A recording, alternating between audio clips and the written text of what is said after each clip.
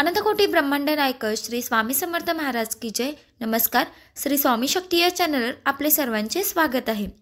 लक्ष्मीपूजनच्या दिवशी आपण लक्ष्मी आणि कुबेर यांची पोटली बनवत असतो, तर त्या संदर्भातील आज माहिती आहे बघा। लक्ष्मीपूजनच्या दिवशी प्रत्येकाच्या घरात माता लक्ष्मी वास करत असते। ती प्रत्येकाच्या घरात येते आणि याच्यासाठी माझ्या घरात म्हणजे आलेली लक्ष्मी ही चिरकाळ माझ्या घरात राहावी आणि तिने माझ्या घरातून कधी काढता पाय घेऊ नये, म्हणून दरवर्षी आपण लक्ष्मी आणि कुबेर यांची एक पोटली बनवत असतो। आता ती कशी बनवायची त्या संदर्भातील माहिती आहे बघा। कदाचित बाहेर बाजारात खूप जास्त महाग तुम्हाला या पोटल्या मिळतील, पण अगदी घरातल्या घरात आध्यात्मिकरित्या आणि खूप चांगली सेवा करून तुम्हाला तुमच्या हातानेच ही पोटली बनवायची आहे।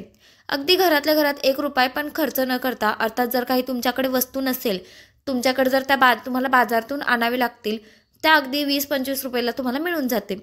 सगळ्यात आधी हे तुम्हाला कधी करायचं आहे तर बघा, हे तुम्हाला लक्ष्मीपूजनच्या दिवशी म्हणजे तुमच्या घरात लक्ष्मीपूजनच्या दिवशी तुमच्या घरातले लक्ष्मीपूजन झालं, म्हणजे आता माझ्या घरातलं लक्ष्मीपूजन झालं सगळं, मी संध्याकाळी पोटली बनवणार। आता संध्याकाळी म्हणजे काय, एकतर दिवाळीच्या दिवशी इतकी गडबड असते आणि आपण तेवढ्या सेवासुद्धा आपल्याला असतात, त्यातल्या त्यात ती पोटली बनवायची आहे। मग ताई आम्ही ती सकाळी करू का? नाही, जेव्हा तुमचं लक्ष्मीपूजन होतं तेव्हा हे करून झाल्यानंतरच तुम्हाला ही पोटली बनवायची आहे। म्हणजेच काय, तुमचे जेव्हा लक्ष्मीपूजन होतं घरातलं त्याच्यानंतर तुम्हाला ही पोटली बनवायची आहे। म्हणजे खरं तर ही बनवून सेवा करायची आहे, त्याच्यावर अगदी तुम्ही रात्री 12 वाजेपर्यंत सेवा केली तरी हरकत नाही, पण लक्ष्मीपूजन झाल्यावरच करायचे, आधी करायचं नाही। लक्ष्मीचं आगमन तुमच्या घरात झाल्यावर ही तुम्हाला पोटली सिद्ध करायची आहे। ही पोटली तयार करायची आहे, अर्थात सामान तुम्ही धनतेरसच्या दिवशी आणू शकता, कारण ज्या काही महत्त्वाच्या वस्तू मी सांगितल्या आहेत त्या या सगळ्या माता लक्ष्मीला प्रिय आहे।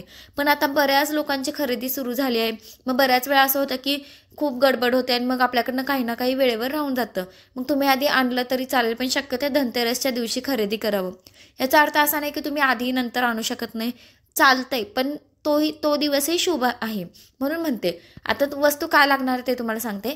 पोटली बनवणं म्हणजे काय, एकतर लाल रंगाचं वस्त्रामध्ये आपल्याला सगळं माता लक्ष्मीला प्रिय असणारी वस्तू एकत्र करून त्याची गाठ बांधायची आहे। पोटली छोटीशी बाजारात मिळते बघा, ज्याला आपण छोटंसं पर्स म्हणतो, तुम्हाला मी स्क्रीनवर दाखवते। बऱ्याच वेळा आपण साडीवर सुद्धा ते घेत असतो, तर त्याला ती जी पोटली आहे ना ती तुम्ही घरी करू शकता, काहीच हरकत नाही, किंवा अगदी विकत आणली पाहिजे ते पण असं पण नाही आहे। पण घरात लाल रंगाचं वस्त्र असेल स्वच्छ न वापरलेलं, किंवा ब्लाऊज पीस आणावं लाल रंगाचं, त्याच्यात तुम्ही बांधून ठेवू शकता बघा, हा पण तुमचा खर्च वाचेल। आता सामान काय लागणार आहे ते बघूया। सगळ्यात आधी 5 कमळगट्ट्याचे मणी बघा, ज्या काही वस्तू घेणार आहे ना त्या विषम संख्येत घ्यायचे आहेत। 5 कमळगट्ट्याचे मणी ते लक्ष्मीला अतिशय प्रिय आहे। घरातले जर मणी असेल कमळगट्टा मणी तर काही विकत आणायची गरज नाही, कारण बऱ्याच वेळा असं असतं की आपली कमळगट्ट्याची माळ खराब झालेली असते, मग ते काय करायचं, मग त्यातले एक एक मणी तुम्ही काढून घ्या, मग आपल्याला जेव्हा अशा सेवा वगैरे करायला लागतात तेव्हा तुम्ही ते वापरू शकता। मग त्यातले तुम्ही चांगले 5 कमळगट्ट्याची मणी घ्या।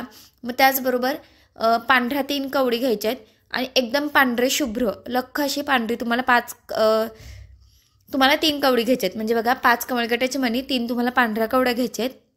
आता ताई जर कमळगट्ट्याच्या मणी 5 सांगितले आहेत तर 3 कवड्या का, तर बघा 5 आपल्याला कमळगट्ट्याचे मणी घ्यायचे आहेत, 3 आपल्याला पांढऱ्या कवड्या घ्यायच्या आहेत आणि 3 आपल्याला विष्णू कवडी किंवा लक्ष्मी कवडी घ्यायच्या आहेत। तुम्हाला स्क्रीनवर दिसत असेल तर तुम्हाला चॉकलेटी कवड्या तुम्हाला कुठल्याही धार्मिक दुकानात मिळून जात, अगदी आधी आणून ठेवलं तरी चालेल। तर ह्या तुम्हाला 3 घ्यायच्या आहेत आणि लक्ष्मी आणि कुबेर यांचं यंत्र मिळतं पत्राचं छोटंसं साईजमध्ये, तुम्हाला तेही मी तुम्हाला स्क्रीनवर दाखवते। तर हे यंत्रसुद्धा तुम्हाला घ्यायचं आहे। हे यंत्र अगदी तुम्हाला 15 ते 20 रुपयात मिळून जाईल बघा। तर हे जे यंत्र तुम्हाला मी सांगितलं आहे तर हे तुम्हाला 15 ते 20 रुपयात मिळून जाईल। त्याचबरोबर तुम्हाला काळी हळकुंड घ्यायचे आहे। आता काळी हळकुंड शक्यतो मिळणारच नाही, पण जर भेटली तर सोन्याहून पिवळं, नाहीतर लेकुरवाळी हळकुंड तुम्हाला मिळून जाईल। तर बघा मी लिस्ट करून ठेवली आहे, ते तुम्हाला सांगते की काय काय बनवायचं आहे, तुम्हाला काय काय घ्यायचं आहे। लक्ष्मी कुबेर यंत्र कुठल्याही धार्मिक दुकानात मिळून जाईल। पांढऱ्या कवड्या 3 घ्यायच्या आहेत, विष्णू कवडे ज्याला लक्ष्मी कवडी म्हणतो ते तुम्हाला 3 घ्यायचे आहेत। त्याचबरोबर कमळगट्ट्याचे मणी 5 घ्यायचे आहेत। पिवळी मोहरी मूठभर घ्यायची आहे, पिवळी मोहरी तुम्हाला घ्यायची आहे। लाल सुपारी तुम्हाला घ्यायची आहे। आपण नेहमी नॉर्मल सुपारी बघत असतो, पण आता तुम्हाला लाल सुपारी घ्यायची आहे। लाल सुपारी पण कुठल्याही धार्मिक दुकानात मिळून जाईल। त्याचबरोबर लघु नारळ, ज्याला या पद्धतीने म्हणजे आता मी तुम्हाला स्क्रीनवर दाखवते त्या पद्धतीने मोठा नारळ असतो, त्या पद्धतीने लघु नारळ असतो। आता ज्या महिला कुंकुमार्चन सेवा करताना या सगळ्या वस्तू माहिती आहेत, तर हे लघु नारळ छोटंसं असतं, त्याला आता लघु म्हणजे छोटा शब्द आहे, छोटं नारळ हे सुद्धा तुम्हाला लागणार आहे आणि लाल गुंज तुम्हाला स्क्रीनवर दिसत असेल तर ह्या लाल गुंज तुम्हाला घ्यायच्या आहेत. तर ह्यात तुम्हाला 5 किंवा 7 घेऊ शकता. हे सगळं तुम्हाला एकत्र करायचं आहे लक्ष्मीपूजनच्या दिवशी. आता सगळं गोळा केलं, एखादी वस्तू नाहीच भेटली म्हणजे लघु नारळ आम्हाला भेटलंच नाही किंवा आम्हाला काळे हळकुंड नाही भेटली, तुम्ही पिवळी पण घेऊ शकता. त्याचबरोबर लवंगा पण घ्यायच्या आहेत बरं का. आता या लवंगाचा फायदा काय ते तुम्हाला मी नंतर सांगते, पण 5 किंवा 3 लवंगा तुम्हाला घ्यायच्या आहेत. त्याचबरोबर तुम्हाला आता हे काय करायचं, एका डिशमध्ये घ्या, छोटे छोटे प्रत्येक ठिकाणी ठेवा. या ठिकाणी म्हणजे तुम्ही जसं असं थोडं थोडं गॅपने प्रत्येक ठिकाणी तुम्हाला या वस्तू ठेवायच्या आहेत.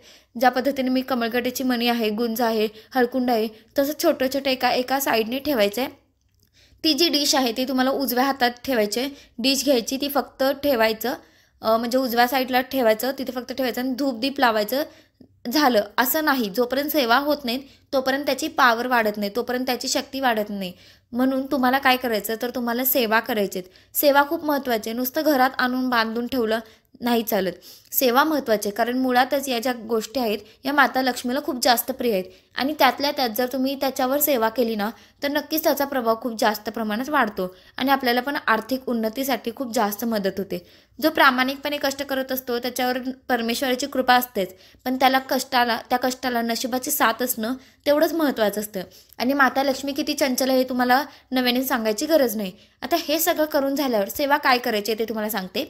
16 वेळा श्रीसूक्त म्हणायचं आहे. आता सेवा म्हटलं तर लोकांचा लगेच कंजूसपणा चालू होतो. मग ताई आम्ही 5 वेळाच करू का, 4 वेळाच करू का? बघा, 16 वेळा श्रीसूक्त मला माहीत आहे ना की माझी आर्थिक अडचण किती मोठी आहे. जर माझी आर्थिक अडचण एवढी मोठी असेल तर मग मला एवढीशी सेवा करून चालेल का? आपलं असं नाही ना की आज अडचण एवढी आहे आपल्याला एवढी सेवा करायची असते. म्हणून सांगते, आपल्याला स्वतःला माहीत असतं की आपल्याला किती अडचण आहे, किती आर्थिक अडचण आहे. तर 16 वेळा श्रीसूक्त म्हणावं. 16 वेळा म्हणजे ज्यावेळी तुम्ही 16 वेळा श्रीसूक्त म्हणणार आहे तेव्हा पण 16व्या वेळी तुम्हाला फलश्रुती म्हणायचं आहे. त्याचबरोबर 1 माळ नवार्णव मंत्र म्हणायचा आहे, म्हणजे ओ माय ब्रीम ब्रीम चामुंडा विचे या मंत्राचा मंत्र जप तुम्हाला करायचा आहे. आणि 11 वेळा श्री स्वामी समर्थ मंत्राचा मंत्र जप करायचा आहे.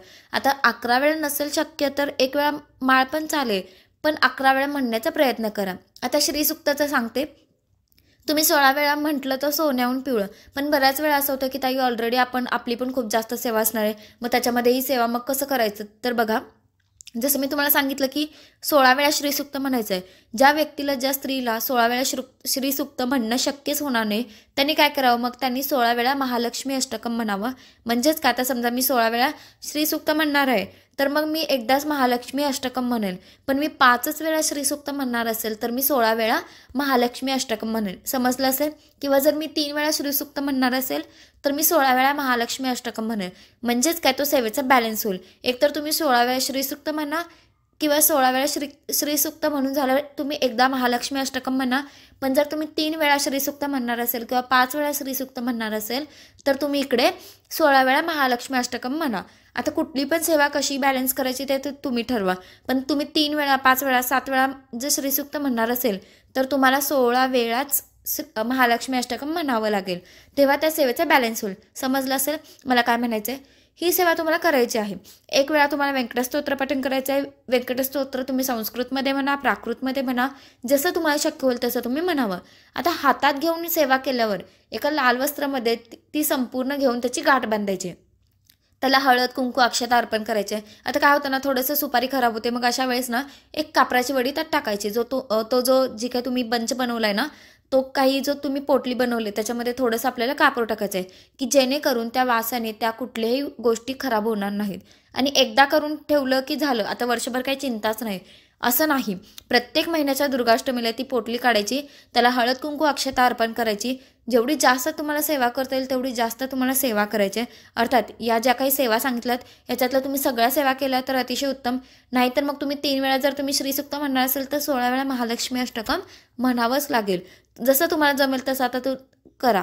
आता दुर्गाष्टमीला काही कारणाने नाही जमलं तर कुठल्याही तुम्ही शुक्रवारी ही सेवा करू शकता. या पद्धतीने पण महिन्यातून एकदा काढायची आणि त्याच्यावरती तुम्हाला सेवा करायची. देवीला हेच म्हणायचं की माझ्याकडे जी काही प्राप्त लक्ष्मी आहे ती चिरकाळ टिकू दे आणि अप्राप्त लक्ष्मीसुद्धा प्राप्त होऊ दे, ही प्रार्थना करायची की माझ्याकडे जी काही लक्ष्मी आहे ती चिरकाळ टिकू दे आणि म्हणून एकदा आलेली लक्ष्मी भरपूर काहीतरी मला मिळावं आणि नंतर मग आपण त्याच्याकडे बघायचंच नाही, असं नाही. म्हणून लक्ष्मी ही मरेपर्यंत आपल्याला हवे, म्हणून तेवढी सेवा पण करणं तुमचं प्रथम कर्तव्य आहे. आता बघा, जर समजा मासिक धर्म आहे किंवा मासिक धर्म असेल तर सेवा करू शकत नाही, पण तुम्ही घरातल्या कोणाकडून तरी करून घ्या. मासिक धर्म आहे, सुतक आहे, विटाळे, मग अशा वेळेस ही पोटली कधी करायची तर मी डायरेक्ट तुम्ही 2026च्या दिवाळीला करायची. ज्यांनी मागच्या वर्षी केली आहे त्याच्यातले जर जिन्नस चांगले आहे तर तेच घ्या, त्याच्यावर तुम्ही सेवा करा, कारण ऑलरेडी तुम्ही वर्षभर त्याच्यावर सुंदर अशा सेवा तुमच्याकडून घडल्या आहेत. जुनी असेल तर ती घ्या, फक्त जे वरचे लाल वस्त्र असेल त्याला धूळ वगैरे लागले असेल तर ते तुम्ही बदलू शकता. या पद्धतीने तुम्हाला करायचं आहे. जुनं असेल तर नवीन घ्यायची गरज नाही आणि जे काही नव्याने कोणी नव्याने करणार असेल तर त्यांनी नवीन घ्या. आणि जुन्यांपैकी जर काही वस्तू खराब झाल्या असतील किंवा काहीतरी तुटलं असेल तर ते तुम्ही बदलू शकता. आता हे करून झाल्यावर ही जी काय पोटली बनवली आहे ती तुम्ही तुमच्या तिजोरीत ठेवायची. तिजोरी म्हणजे काय, जिथे तुमचे महत्त्वाचे डॉक्युमेंट्स आहे, घरातले 50-55 रुपये जिथे तुम्ही ठेवता तिथे तुम्हाला ही पोटली ठेवायची. दरवर्षी ना खूप महिला ही सेवा करतात, लाखो महिला ह्या सेवा करतात आणि त्याची अनुभवसुद्धा त्यांना आलेला आहे. आपण आपल्या हाताने सेवा करावी. जसं मी तुम्हाला सांगितलं की कोणी तर म्हणत आहे की आम्ही सिद्ध करून देऊ एवढ्या सेवा, आता करतील का सांगा बरं. त्या सेवेचा पावर वाढला पाहिजे म्हणून आपल्याच हाताने मस्तपैकी सामान आणायचं आणि अगदी घरातल्या घरात आहे बघा. म्हणजे आता ज्या काय महिला वारंवार सेवा करतात त्यांच्याकडे वस्तू अवेलेबल असतातच. अगदी 20 रुपये तुम्हाला जेमतेम 20 ते 50 रुपये तुम्हाला खर्च आहे, त्याच्यातच तुम्ही एवढी सुंदर आणि आपल्या हातानेच बनवायची ही आपण एवढी सेवा करायची. आता एवढा वेळ नाही आहे, बऱ्याच लोक असं म्हणतात की आम्हाला इतका वेळ नाही आहे, पण कुणी तर सेवा करून देईल आणि मग ते सिद्ध करेल. पण तुम्ही जेवढा आत्मतेने म्हणजे एवढा पण मनापासून करत असतो तेवढे बाकीचे करतील का. पण ही गोष्ट लक्षात ठेवा, म्हणून आपल्याच हाताने मस्तपैकी आपणच लक्ष्मी आहोत ना, मग आपणच बनवायची घरातल्या घरात आणि छानपैकी सेवा करायची. मग त्या लक्ष्मीला तीच प्रार्थना करायची की माझ्या घरात तुझा वावर, जी प्राप्त लक्ष्मी आहे ती चिरकाळ टिकू दे आणि अप्राप्त लक्ष्मीसुद्धा मला प्राप्त होऊ दे. बघा, व्हिडिओ थोडा मोठा होईल पण त्याबद्दल क्षमा, पण ही माहिती पण तेवढीच महत्त्वाची होती. तर बघा, आजच्यासाठी इतकंच. झालेली स्वामी महाराजांच्या चरणी रुजू करते आणि आजचा व्हिडिओ मी इथंच थांबवते. जर व्हिडिओ आवडला असेल तर व्हिडिओला लाईक करा, शेअर करा, चॅनलवर नवीन असाल तर चॅनलला सबस्क्राईब करा.